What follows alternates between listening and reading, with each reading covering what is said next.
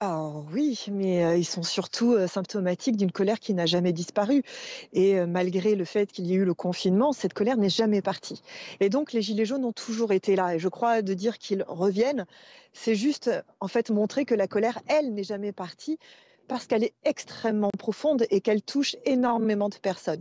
Déjà les territoires ruraux, bien évidemment, mais aussi, et on le voit, beaucoup de professions. On a parlé des médecins, on a parlé des cheminots, on a parlé des soignants, on a parlé des enseignants. Bref, vous voyez qu'il y a un profond malaise dans ce pays et ça fait des années que ça dure et on a un président qui s'obstine dans une politique des inégalités plutôt que dans une politique solidaire.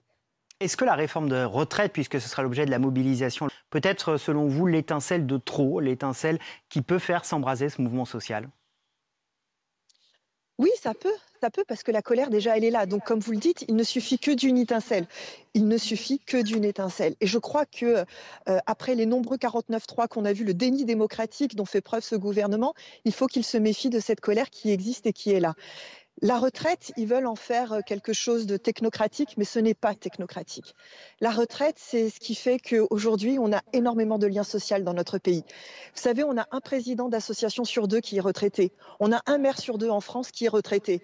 Et les premières assistantes maternelles dans ce pays sont les grands-mères. On a besoin des retraités. Les retraités font partie d'un lien social qui existe et ils font partie aussi du bonheur. C'est quelque chose qu'on ne parle pas souvent parce qu'ils préfèrent parler de chiffres, parfois tronqués d'ailleurs, mais il faut parler de l'essentiel.